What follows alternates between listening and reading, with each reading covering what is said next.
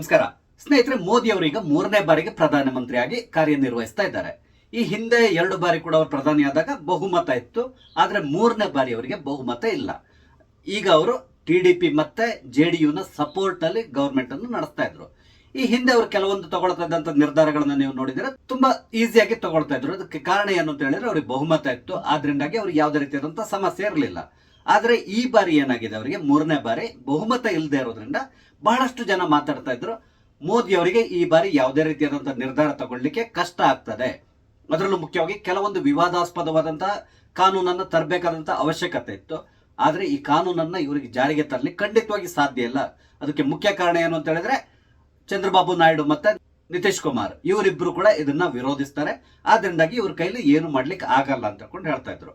ಆದ್ರೆ ಈ ಎಲ್ಲ ಮಾತನ್ನ ಉಲ್ಟಾ ಮಾಡೋ ರೀತಿಯಲ್ಲಿ ಮೋದಿ ಸರ್ಕಾರ ಈ ಬಾರಿ ಯಾರಿಗೂ ಮುಟ್ಲಿಕ್ಕೆ ಸಾಧ್ಯ ಇಲ್ಲ ಅಂತ ಹೇಳ್ಕೊಂಡು ಇಷ್ಟು ದಿನ ಅಣಿಸ್ಕೊಂಡಿರುವಂತಹ ಒಂದು ಕಾನೂನು ಅದು ಏನು ಅಂದ್ರೆ ವಕ್ಫ್ ತಿದ್ದುಪಡಿ ಮಸೂದೆ. ಇದಕ್ಕೆ ಕೈ ಹಾಕಿದ್ರು. ಇದನ್ನ ಈಗಾಗಲೇ ಯಶಸ್ವಿಯಾಗಿ ಜಾರಿಗೊಳಿಸಿದ್ದಾರೆ. ಅಂದ್ರೆ ಬಹಳ ವರ್ಷಗಳಿಂದ ಇದೊಂದು ಪೆಂಡಿಂಗ್ ಇದ್ದಂತಹ ಕೆಲಸ. ಎಲ್ಲರೂ ಮಾತಾಡ್ತಾ ಇದ್ರು ಈ ವಕ್ಫಿಗೆ ಒಂದು ಕಡಿವಾಣ ಹಾಕ್ಲೇಬೇಕು ಅಂತೇಳಿ. ಯಾಕಂದ್ರೆ ಇವ್ರು ಏನ್ ಮಾಡ್ತಾ ಇದ್ರು, ಕಂಡ ಆಸ್ತಿಗೆ ಬೇಲಿ ಹಾಕ್ತಾ ಇದ್ರು. ಇದನ್ನ ನಿಲ್ಲಿಸಬೇಕು ಅಂತ ಹೇಳಿದ್ರೆ ಅದಕ್ಕೆ ಒಂದು ತಿದ್ದುಪಡಿ ಕಾನೂನನ್ನ ತರಲೇಬೇಕು ಅಂತಕೊಂಡು ಎಲ್ಲರೂ ಮಾತಾಡ್ತಾ ಇದ್ರು. ಅದಕ್ಕೆ ಈ ಬಾರಿ NDA ಗವರ್ಮೆಂಟ್ ಕೈ ಹಾಕ್ತು. ಅದರಲ್ಲಿ ಸಕ್ಸಸ್ ಕೂಡ ಕಂಡಿದೆ. ಇದಾದ್ಮೇಲೆ ಈಗ ಇನ್ನೂ ಒಂದು ಕಾನೂನನ್ನು ತರಲಿಕ್ಕೆ ಹೊರಟಿದ್ದಾರೆ. ಅದು ಕೂಡ ಬಹಳಷ್ಟು ವಿವಾದಾಸ್ಪದವಾದಂತಹ ಕಾನೂನೇ ಆಗಿದೆ. ಆದ್ರೆ ಅದರ ಅವಶ್ಯಕತೆ ನಮ್ಮ ದೇಶಕ್ಕೆ ಈ ಸಂದರ್ಭದಲ್ಲಿ ಖಂಡಿತ ಇದೆ. ಈ ಕಾನೂನನ್ನ ತರ್ತಾರೆ ಅಂತ ಹೇಳ್ಕೊಂಡು ಈಗ ಒಂದು 2-3 ದಿನದಿಂದ ಬಹಳಷ್ಟು ಸುದ್ದಿಗಳು ಹರಿದಾಡ್ತಾ ಇದೆ. ಹಾಗಾದ್ರೆ ಯಾವ್ದಾ ಕಾನೂನು, ಅದರ ಅವಶ್ಯಕತೆ ನಮ್ಗೆ ಏನಿದೆ, ಈ ಕಾನೂನು ಬರೋದ್ರಿಂದ ನಮ್ ಎಲ್ರಿಗೂ ಯಾವ ರೀತಿಯಾದಂತಹ ಅನುಕೂಲ ಆಗ್ತದೆ, ಇದೆಲ್ಲದನ್ನು ನಿಮ್ ಜೊತೆ ಮಾತಾಡ್ತಾ ಇದ್ದೇನೆ. ಸ್ನೇಹಿತರೆ, ನಿಮ್ಮೆಲ್ಲರನ್ನು ಕಾಫಿ ಆಯ್ತಾ ಯೂಟ್ಯೂಬ್ ಚಾನಲ್ಗೆ ಸ್ವಾಗತಿಸ್ತಾ ಇದ್ದೇನೆ. ಸ್ನೇಹಿತರೆ, ಮೋದಿ ಅವರು ಪ್ರಧಾನಮಂತ್ರಿ ಅಂದ್ರೆ 3ನೇ ಬಾರಿ ಪ್ರಧಾನಮಂತ್ರಿ ಆದಾಗ ಬಹುಶಃ ಹಿಂದೆಂದಿಗಿಂತಲೂ ತುಂಬಾ ಅಗ್ರೆಸಿವ್ ಆಗಿ ಹೋಗ್ತಾ ಇದ್ದಾರೆ ಅನ್ಸ್ತದೆ ಕೆಲವೊಂದು ವಿಷಯಗಳಲ್ಲಿ. ಅದರಲ್ಲೂ ಮುಖ್ಯವಾಗಿ ಈ ವಕ್ಫ್ ಕಾಯ್ದೆಯನ್ನು ತಿದ್ದುಪಡಿ ಮಸೂದೆ ತಂದಿದ್ದಾರೆ. ಇದನ್ನ ನೋಡಿದಾಗ ಬಹಳಷ್ಟು ಜನರು ಆಶ್ಚರ್ಯ ಪಡ್ತಾ ಇದ್ದಾರೆ. ಎಲ್ಲದಕ್ಕಿಂತ ಮುಖ್ಯವಾಗಿ ಹೇಗೆ ಇಷ್ಟೊಂದು ಧೈರ್ಯ ತೋರಿದ್ರು ಇವರು ಅಂತ ಹೇಳ್ಕೊಂಡು.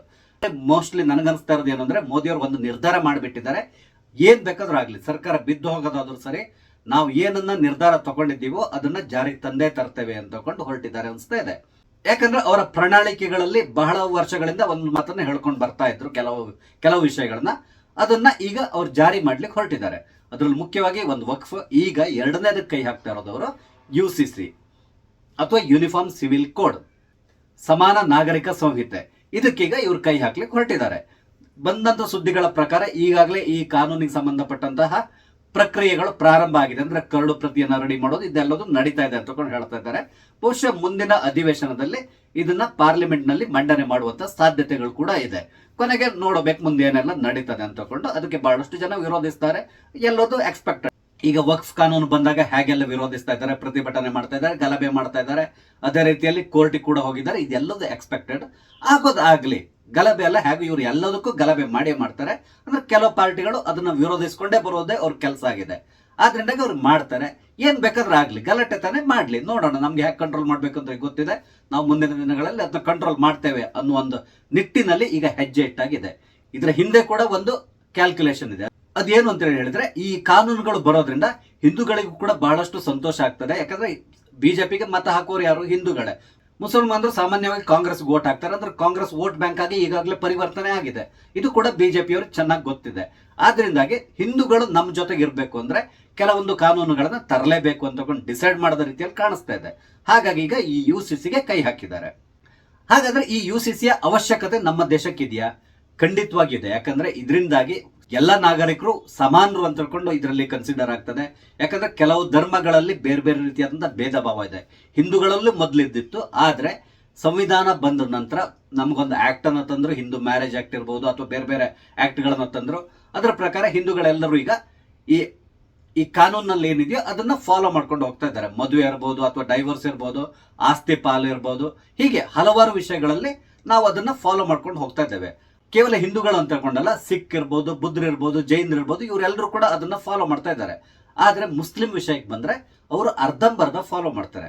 ಅದ್ರಲ್ಲಿ ಮುಖ್ಯವಾಗಿ ಹೇಳ್ಬೇಕಂದ್ರೆ ಕ್ರಿಮಿನಲ್ ಲಾಸ್ ಬಂದ್ರೆ ಕ್ರಿಮಿನಲ್ ಲಾಗಳನ್ನ ಎಲ್ಲದೂ ಕೂಡ ನಮ್ಮ ದೇಶದ ಕಾನೂನು ಏನಿದೆಯೋ ಅದನ್ನ ಅವ್ರು ಒಪ್ಕೊಂಡು ಫಾಲೋ ಮಾಡ್ಕೊಂಡು ಹೋಗ್ತಾರೆ. ಆದ್ರೆ ಸಿವಿಲ್ ವಿಷಯ ಬಂದಾಗ ಅವ್ರು ಫಾಲೋ ಮಾಡೋದು ಶರಿಯತ್ ಕಾನೂನಲ್ಲಿ ಏನಿದೆಯೋ ಅದನ್ನ ಫಾಲೋ ಮಾಡ್ತಾರೆ. ಅಂದ್ರೆ ಕ್ರಿಮಿನಲ್ ಕಾನೂನು ನಿಮ್ಗೆ ಗೊತ್ತಿದೆ, ಶರಿಯಾದಲ್ಲಿ ಯಾವ ರೀತಿ ಇದೆ ಅಂತ ತಗೊಂಡು ಯಾರಾದ್ರೂ ಕದ್ರೆ ಆತನ ಕೈ ಕತ್ತರಿಸಬೇಕು ಅಂತ ಹೇಳ್ತಾರೆ, ಅಥವಾ ಯಾರಾದ್ರೂ ಅತ್ಯಾಚಾರ ನಡೆಸಿದ್ರೆ ಆತನನ್ನ ಸಾರ್ವಜನಿಕ ಸ್ಥಳದಲ್ಲಿ ನಿಲ್ಲಿಸಿ ಕಲ್ಲು ಹೊಡೆದು ಕೊಲ್ಬೇಕು ಅಂತ ಹೇಳ್ತಾರೆ. ಈ ರೀತಿಯಾದ ಕಾನೂನುಗಳಿದೆ. ಅದನ್ನ ಇವರು ಒಪ್ಪಲ್ಲ. ಅದಕ್ಕೆ ಬದಲಾಗಿ ನಮ್ಗೆ ಭಾರತದಲ್ಲಿರುವಂತಹ ಕಾನೂನು ಏನಿದೆಯೋ ಅದೇ ಓಕೆ ಅಂತ ಹೇಳ್ಕೊಂಡು ಒಪ್ಕೊಂಡಿದ್ದಾರೆ. ಆದ್ರೆ ಸಿವಿಲ್ ಮ್ಯಾಟರ್ಸ್ಗೆ ಮಾತ್ರ ಇಲ್ಲ, ನಾವು ಶರಿಯಾವನ್ನ ಫಾಲೋ ಮಾಡ್ತೇವೆ ಅಂತ ಹೇಳ್ತಾರೆ. ಅದಕ್ಕೆ ಅವ್ರು ಕೊಡುವಂತ ಕಾರಣ ಏನು ಅಂತ ಹೇಳಿದ್ರೆ, ನಮ್ಮ ಧರ್ಮ ಎಲ್ಲದೂ ನಾವು ಉಳಿಸ್ಕೊಂಡು ಹೋಗ್ಬೇಕು ಅಂದ್ರೆ ನಮ್ ಶರಿಯಾ ಬೇಕು ಅಂತ ಹೇಳ್ತಾರೆ. ಅದಕ್ಕಾಗಿ ಅವರೊಂದು ಬೋರ್ಡ್ ಅನ್ನು ಕೂಡ ಮಾಡ್ಕೊಂಡಿದ್ದಾರೆ. ಆ ಬೋರ್ಡ್ ನ ಹೆಸರು all India Muslim personal law board ಅಂತೇಳಿ. ಅಂದ್ರೆ ಇವ್ರ ಪರ್ಸನಲ್ ಲಾಗಳು, ಅವರ ವೈಯಕ್ತಿಕ ಕಾನೂನುಗಳನ್ನ ರಕ್ಷಣೆ ಮಾಡ್ಲಿಕ್ಕೆ ಈ ಒಂದು ಬೋರ್ಡ್ ಅನ್ನ ಅವರು ಉಪಯೋಗಿಸ್ಕೊಳ್ತಾ ಇದ್ದಾರೆ. ಹಾಗಾದ್ರೆ ಇದು ಸರಿನಾ? ಯಾಕಂದ್ರೆ ಒಂದು ದೇಶದಲ್ಲಿ ಒಂದು ಕಮ್ಯುನಿಟಿಯವ್ರಿಗೆ ಒಂದು ಕಾನೂನು, ಇನ್ನೊಂದು ಕಮ್ಯುನಿಟಿ ಇನ್ನೊಂದು ಕಾನೂನು, ಅಂದ್ರೆ ಇದು ಸರಿನಾ? ಖಂಡಿತವಾಗಿ ಸರಿಯಲ್ಲ. ಯಾಕಂದ್ರೆ ಹಲವಾರು ಬಾರಿ ಕೋರ್ಟ್ಗಳಿಂದ ಕೂಡ ಸರ್ಕಾರಕ್ಕೆ ಎಚ್ಚರಿಕೆಯನ್ನ ಕೊಟ್ಟಿದ್ದಾರೆ. ಯಾಕೆ ನೀವು ಈ ರೀತಿಯಾದಂತಹ ವ್ಯವಸ್ಥೆಯನ್ನ ಇಟ್ಕೊಂಡಿದ್ದೀರಾ? ಫಾಲೋ ಮಾಡೋದಾದ್ರೆ ಎಲ್ಲರೂ ಕೂಡ ಒಂದೇ ಕಾನೂನನ್ನ ಫಾಲೋ ಮಾಡಬೇಕು. ಹಾಗಾಗಿ ಆದಷ್ಟು ಬೇಗ ಈ ಸಮಸ್ಯೆಗೆ ಒಂದು ಪರಿಹಾರವನ್ನು ಹುಡುಕಿ ಯುಸಿಸಿಯನ್ನ ಜಾರಿಗೆ ತನ್ನಿ ಅಂತೇಳಿ ಈ ಹಿಂದೆ ಹಲವಾರು ಬಾರಿ ಕೋರ್ಟ್ಗಳಲ್ಲಿ ಹೇಳಿದೆ. ಇತ್ತೀಚೆಗೆ ಕರ್ನಾಟಕ ಹೈಕೋರ್ಟ್ ಕೂಡ ಇದರ ಬಗ್ಗೆ ಮಾತಾಡಿದ್ದಾರೆ. ನಮ್ಮ ದೇಶದಲ್ಲಿ ಈ ಕಾನೂನನ್ನ ತರಲಿಕ್ಕೆ, ಅಂದ್ರೆ ಸಮಾನ ನಾಗರಿಕ ಸಂಹಿತೆಯನ್ನು ತರಲಿಕ್ಕೆ ಏನಾದ್ರೂ ಸಮಸ್ಯೆ ಇದೆಯಾ? ಖಂಡಿತವಾಗಿ ಸಮಸ್ಯೆ ಇದೆ. ಎಲ್ಲಕ್ಕಿಂತ ಮೊದಲು ಸಂವಿಧಾನ ಏನ್ ಹೇಳ್ತದೆ ಇದನ್ನ ಕೂಡ ಹೇಳೋಣ. ಯಾಕಂದ್ರೆ ಇತ್ತೀಚಿನ ದಿನಗಳಲ್ಲಿ ಎಲ್ಲರೂ ಕೂಡ ಸಂವಿಧಾನದ ಬಗ್ಗೆ ಮಾತಾಡ್ತಾರೆ. ನಮ್ಗೆಲ್ಲ ಸಂವಿಧಾನದ ಬಗ್ಗೆ ಜಾಸ್ತಿ ನಾಲೆಜ್ ಇರಲಿಲ್ಲ, ಆದ್ರೆ ಇತ್ತೀಚೆಗೆ ಇದ್ರ ಬಗ್ಗೆ ತುಂಬಾ ನಾಲೆಜ್ ಬರ್ಲಿಕ್ಕೆ ಶುರುವಾಗಿದೆ. ಕಾರಣ ಏನಂದ್ರೆ ಕೆಲವರು 5 ವರ್ಷದ ಮಗುವಿನಿಂದ ಹಿಡಿದು ಮುದುಕರವರೆಗೂ ಕೂಡ ಈ ಸಂವಿಧಾನದ ಬಗ್ಗೆ ಮಾತಾಡ್ತಾರೆ, ಆರ್ಟಿಕಲ್ಗಳ ಬಗ್ಗೆ ಮಾತಾಡ್ತಾರೆ, ಎಲ್ಲರೂ ಮಾಡ್ತಾ ಇದ್ದಾರೆ. ಹಾಗೆ ಇನ್ನು ಕೆಲವರು ಎಲ್ಲಿ ಹೋದ್ರು ಕೂಡ ಸಂವಿಧಾನದ ಒಂದು ಪ್ರತಿಯನ್ನ ಹಿಡ್ಕೊಂಡು ಭಾಷಣ ಮಾಡುವಾಗ ಕೈಲಿ ಹಿಡ್ಕೊಂಡೇ ನಿಂತಿರ್ತಾರೆ, ಅಥವಾ ಅವರ ಎದುರುಗಡೆ ಇಟ್ಕೊಂಡು ಭಾಷಣ ಮಾಡ್ತಾ ಇರ್ತಾರೆ. ಸಂವಿಧಾನದ ಪ್ರಕಾರ ಹಾಗೆ ಮಾಡ್ಬೇಕು, ಹೀಗೆ ಮಾಡ್ಬೇಕು, ಯಾವಾಗ ನೋಡಿದ್ರೆ ಆರ್ಟಿಕಲ್ಗಳ ಬಗ್ಗೆನೇ ಮಾತಾಡ್ತಾ ಇರ್ತಾರೆ. ಆದ್ರಿಂದಾಗಿ ಸಂವಿಧಾನದಲ್ಲಿ ಇದಕ್ಕೆ ಸಂಬಂಧಪಟ್ಟಂತೆ ಏನಾದ್ರೂ ಉಲ್ಲೇಖ ಇದೆಯಾ? ಇದನ್ನ ಕೂಡ ನಾನು ನಿಮ್ಗೆ ಹೇಳ್ಬೇಕಾಗ್ತದೆ. ಖಂಡಿತವಾಗಿ ಸಂವಿಧಾನದಲ್ಲಿ ಇದ್ರ ಬಗ್ಗೆ ಉಲ್ಲೇಖ ಇದೆ. ಭೀಮರಾವ್ ಅಂಬೇಡ್ಕರ್ ಅವರು ರಚಿಸಿರುವಂತಹ ಸಂವಿಧಾನದ ಆರ್ಟಿಕಲ್ 44 ಏನ್ ಹೇಳ್ತದೆ ಅಂತ ಹೇಳಿದ್ರೆ, the state shall endeavour to secure for the citizens a uniform civil code throughout the territory of India ಅಂತ ಹೇಳ್ಕೊಂಡು ಹೇಳ್ತಾ ಇದೆ.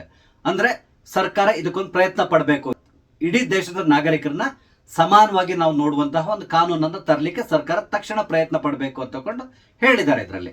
ಇದಕ್ಕೆ ಸಂಬಂಧಪಟ್ಟಂತೆ ಈ ಹಿಂದೆ ನೆಹರು ಅವ್ರನ್ನು ಕೂಡ ಕೇಳಿದ್ರಂತೆ, ಯಾರೋ ಹಿಂದೂಗಳಿಗೆ ಸಂಬಂಧಪಟ್ಟಂತೆ ಕಾನೂನನ್ನು ತಂದ್ರಲ್ಲ ಆ ಸಂದರ್ಭದಲ್ಲಿ. ಆದ್ರೆ ನೆಹರು ಅವ್ರು ಹೇಳಿದ್ರಂತೆ, ಇಲ್ಲ ನನ್ಗೆ ಅಷ್ಟೊಂದು ಧೈರ್ಯ ಇಲ್ಲ ಯುಸಿಸಿಯನ್ನ ತರಲಿಕ್ಕೆ, ಅಂದ್ರೆ ಮುಸಲ್ಮಾನರ ಬಗ್ಗೆ ನನ್ಗೆ ಮಾತಾಡ್ಲಿಕ್ಕೆ ಧೈರ್ಯ ಇಲ್ಲ ಅಂತ ಕೂಡ ಹೇಳಿದ್ರಂತೆ. ಆಗ ಮುಸಲ್ಮಾನ್ ಸಂಖ್ಯೆ ಎಷ್ಟಿತ್ತು ಭಾರತದಲ್ಲಿ? ಕೇವಲ ಇದ್ದಿದ್ದು 3 ಕೋಟಿ. ಈಗ ಅದು ಹೆಚ್ಚು ಕಡಿಮೆ 20 ಕೋಟಿ ದಾಟಿ ಹೋಗಿದೆ. 20ರಿಂದ 25 ಕೋಟಿ ಇರ್ಬೋದು ಅಂದ್ಕೊಳ್ತೇನೆ ನಾನು. ಆ ಸಂದರ್ಭದಲ್ಲಿ ಜವಾಹರ್ಲಾಲ್ ನೆಹರು ಅವರು ಹೆದರ್ಕೊಂಡ್ ಬಿಟ್ಟಿದ್ದಾರಂತೆ ಈ ಕಾನೂನನ್ನ ತರಲಿಕ್ಕೆ, ಅಥವಾ ಅದಕ್ಕೆ ಬೇರೆ ಬೇರೆ ರೀಸನ್ಸ್ ಇರ್ಬೋದು, ನಮ್ಗೆ ಗೊತ್ತಿಲ್ಲ ಅದು. ಅಂತಹ ಕಾನೂನನ್ನ ಈಗ ನರೇಂದ್ರ ಮೋದಿ ಅವರು ತರಲಿಕ್ಕೆ ಹೊರಟಿದ್ದಾರೆ. ಅಂದ್ರೆ ಇವ್ರಿಗೊಂದು ಸ್ವಲ್ಪ ಧೈರ್ಯ ಇದೆ, ಏನ್ ಬೇಕಾರಾಗ್ಲಿ ನೋಡೋಣ ಅನ್ನೋ ರೀತಿಯಲ್ಲಿ ಹೊರಟಿರೋ ರೀತಿಯಲ್ಲಿ ಕಾಣಿಸ್ತಾ ಇದೆ.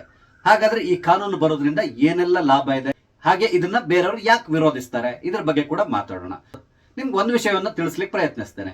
ಅದೇನು ಅಂತೇಳಿ ಹೇಳಿದ್ರೆ, ನಮ್ಮ ದೇಶದಲ್ಲಿ ಕೆಲವು ರಾಜ್ಯಗಳಿದೆ, ಅಂದ್ರೆ ಗುಡ್ಡಗಾಡು ರಾಜ್ಯಗಳು ಅಂತ ಕೊಂಡೇ ಹೇಳಬಹುದು. ಅಲ್ಲಿ ಅಂದ್ರೆ ಟ್ರೈಬಲ್ಸ್ ಇರ್ತಾರೆ, ಆದಿವಾಸಿಗಳಿದ್ದಾರೆ, ಇವರೆಲ್ಲರೂ ಇದ್ದಾರೆ. ಅವರು ಬೇರೆದ್ದೇ ಆದಂತ ಸಂಪ್ರದಾಯವನ್ನ ಫಾಲೋ ಮಾಡ್ತಾರೆ. ಅವರ ಮದುವೆ ಇರ್ಬೋದು, ಅಥವಾ ಅವರ ವಿಚ್ಛೇದನ ಇರ್ಬೋದು, ಅಥವಾ ಅವರ ಆಸ್ತಿ ಹಂಚಿಕೆ, ಇದೆಲ್ಲದ್ರಲ್ಲೂ ಕೂಡ ಅವರು ಬೇರೆದ್ದೇ ಆದಂತಹ ಕೆಲವೊಂದು ಕಾನೂನುಗಳನ್ನ ಫಾಲೋ ಮಾಡ್ತಾರೆ. ಅಂದ್ರೆ ಅವರ ಟ್ರೈಬಲ್ ಕಾನೂನು ಅಂತೇಳಿ ಹೇಳ್ತಾರೆ, ಅದನ್ನೇ ಅವ್ರು ಫಾಲೋ ಮಾಡ್ಕೊಂಡು ಹೋಗ್ತಾ ಇದ್ದಾರೆ. ಮುಖ್ಯವಾಗಿ ಹೇಳ್ಬೇಕಂದ್ರೆ ನಾಗಾಲ್ಯಾಂಡ್ ಇರ್ಬೋದು, ಮಿಜೋರಾಂ ಇರ್ಬೋದು, ಈ ರೀತಿ ಕೆಲವೊಂದು ರಾಜ್ಯಗಳಲ್ಲಿ ಈ ರೀತಿಯಾದಂತಹ ಕಾನೂನುಗಳಿದೆ. ಇದರಲ್ಲಿ ಕೂಡ ಸಂವಿಧಾನದಲ್ಲಿ ಅವರಿಗೆ ಒಂದು ಪ್ರೊವಿಷನ್ ಕೊಟ್ಟಿದ್ದಾರೆ, ಅಂದ್ರೆ ಅವರು ಅವರ ಸಂಪ್ರದಾಯವನ್ನ ಮುಂದಾಡಿಸ್ಕೊಂಡು ಹೋಗ್ಬೋದು ಅಂತೇಳಿ. ಅದು ಆರ್ಟಿಕಲ್ 371A ಅನ್ಸ್ತದೆ, ಇನ್ನೊಂದು ಆರ್ಟಿಕಲ್ 371G, ಇದೆರಡರಲ್ಲಿ ಈ ಪ್ರೊವಿಷನ್ ಅನ್ನ ಕೊಟ್ಟಿದ್ದಾರೆ ಅನ್ಸ್ತದೆ. ಹಾಗಾಗಿ ಅವರಿಗೆ ಯಾವುದೇ ರೀತಿಯ ಸಮಸ್ಯೆ ಆಗಲ್ಲ. ಆದ್ರೆ ಇಲ್ಲಿರುವಂತಹ ಬಹುದೊಡ್ಡದಾದಂತಹ ಸಮಸ್ಯೆ ಏನಂದ್ರೆ ಮುಸಲ್ಮಾನರು. ಇವರು ತಕ್ಷಣ ಇದನ್ನು ವಿರೋಧಿಸಲಿಕ್ಕೆ ಶುರು ಮಾಡ್ತಾರೆ. ಒಂದು ನಿಮ್ಗೆ ಗೊತ್ತಿರ್ಬೋದು, ಮುಸ್ಲಿಂ ಸಮುದಾಯ ಯಾವ ರೀತಿ ಇದೆ ಅಂತ ಹೇಳಿದ್ರೆ, ಅಲ್ಲಿ ಗಂಡಸೆ ಸರ್ವೋಚ್ಚ ಅಂತ ಹೇಳ್ಕೊಂಡು ಆ ರೀತಿಯಾದಂತಹ ಒಂದು ಕಾನೂನು ಅವರಲ್ಲಿದೆ. ಗಂಡಸ ಏನ್ ಹೇಳ್ತಾನೋ ಅದನ್ನ ಕೇಳ್ಕೊಂಡಿರ್ಬೇಕು, ಈ ರೀತಿಯಾದಂತಹ ಒಂದು ಸಂಪ್ರದಾಯ ಅಲ್ಲಿದೆ.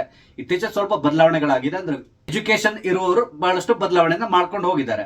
ಅದೇ ರೀತಿಯಲ್ಲಿ ಇಲ್ಲಿ ಮಹಿಳೆಯರಿಗೆ ಯಾವುದೇ ರೀತಿಯಾದಂತಹ ಹಕ್ಕುಗಳಿಲ್ಲ, ಅಂದ್ರೆ ಇದೆ, ಅದನ್ನು ಕೂಡ ಲಿಮಿಟ್ ಮಾಡಿದ್ದಾರೆ. ಅದನ್ನ ಮೀರಿ ಅವರು ಹೋಗುವಾಗಿಲ್ಲ, ಆ ರೀತಿಯಾದಂತಹ ಕಾನೂನುಗಳಿದೆ. ಅವರ ದೃಷ್ಟಿಯಲ್ಲಿ ಮಹಿಳೆಯರು ಅಂದ್ರೆ ಅದಕ್ಕೆ ಕೆಲವೊಂದು ಲಿಮಿಟ್ಸ್, ಅವ್ರು ಹೊರಗಡೆ ಹೋಗಬಾರ್ದು, ಹೀಗೆ ಗೊತ್ತಾ ನಿಮ್ಗೆ ಏನೆಲ್ಲ ಇದೆ ಅನ್ನೋದು ಗೊತ್ತು.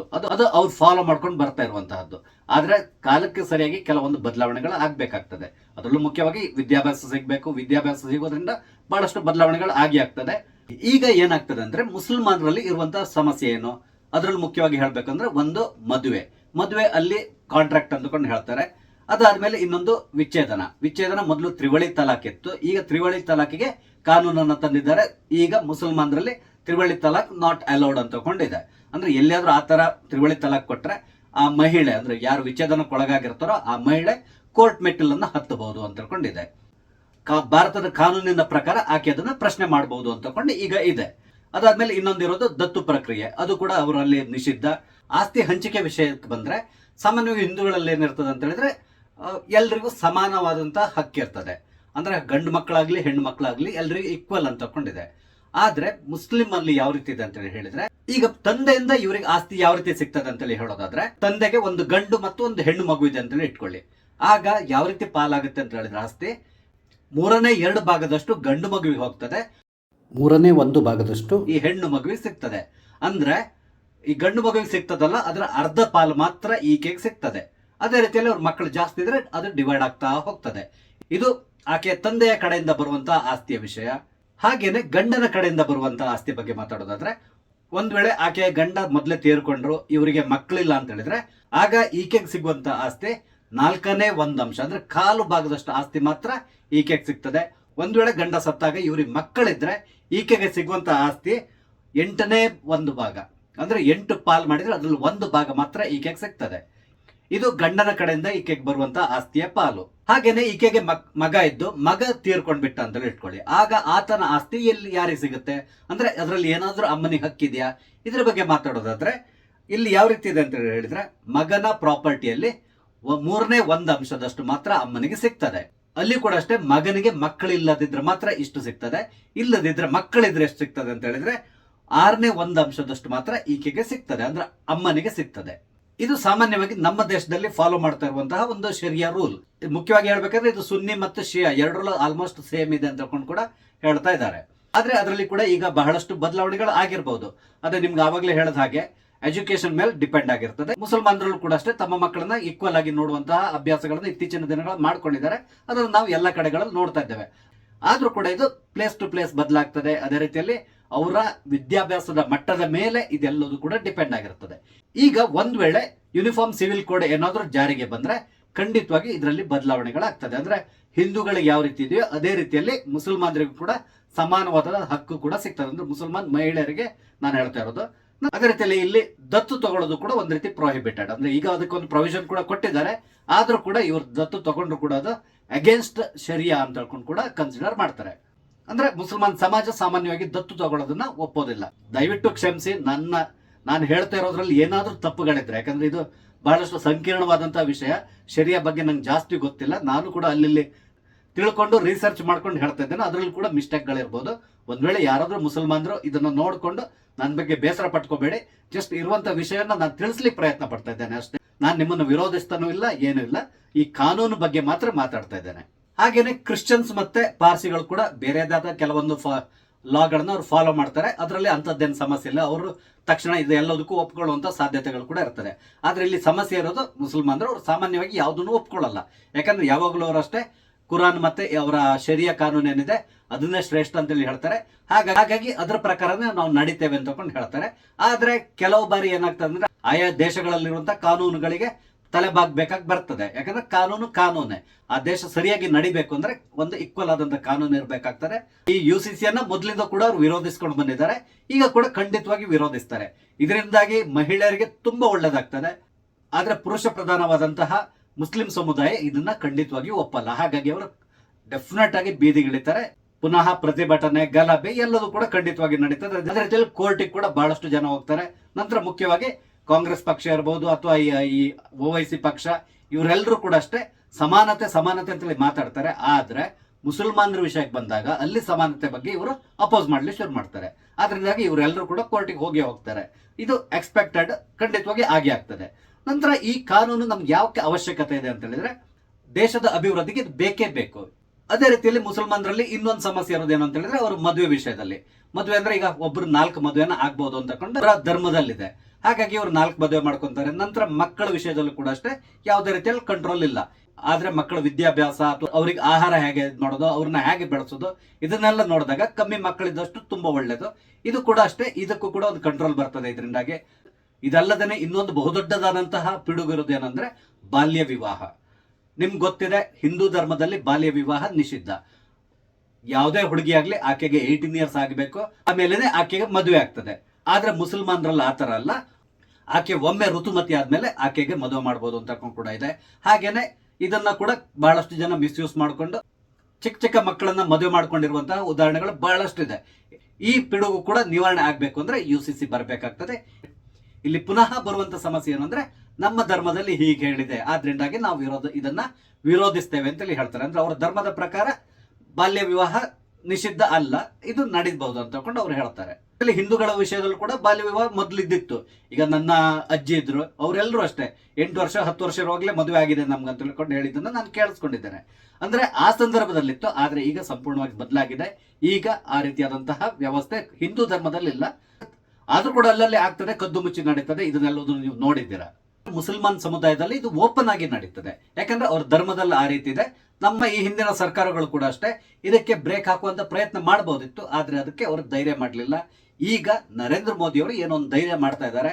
ಈ ರೀತಿಯಾಗಿ ಯೂನಿಫಾರ್ಮ್ ಸಿವಿಲ್ ಕೋಡ್ ಅನ್ನ ತರುವ ಮುಖಾಂತರ ನಾವೆಲ್ಲರೂ ಈಕ್ವಲ್ ಆಗಿ ಟ್ರೀಟ್ ಮಾಡ್ತೇವೆ ಅಂತ ಹೇಳ್ಕೊಂಡು ಹೊರಟಿದ್ದಾರೆ. ನೋಡ್ಬೇಕು ಏನಾಗ್ತದೆ ಅಂತಕೊಂಡು. ಈ ಕಾನೂನು ನಮ್ಗೆ ಯಾಕೆ ಅವಶ್ಯಕ ಅಂತೇಳಿ ಹೇಳಿದ್ರೆ, ದೇಶದ ಅಭಿವೃದ್ಧಿಗೆ ಖಂಡಿತವಾಗಿ ಇದು ಅವಶ್ಯಕತೆ ಇದೆ. ನಮ್ಗೆ ಎಲ್ಲದ್ರ ಜೊತೆಯಲ್ಲಿ ದೇಶ ಒಗ್ಗಟ್ಟಾಗಿರ್ಲಿಕ್ಕೂ ಕೂಡ ಈ ಕಾನೂನಿನ ಅವಶ್ಯಕತೆ ಇದೆ.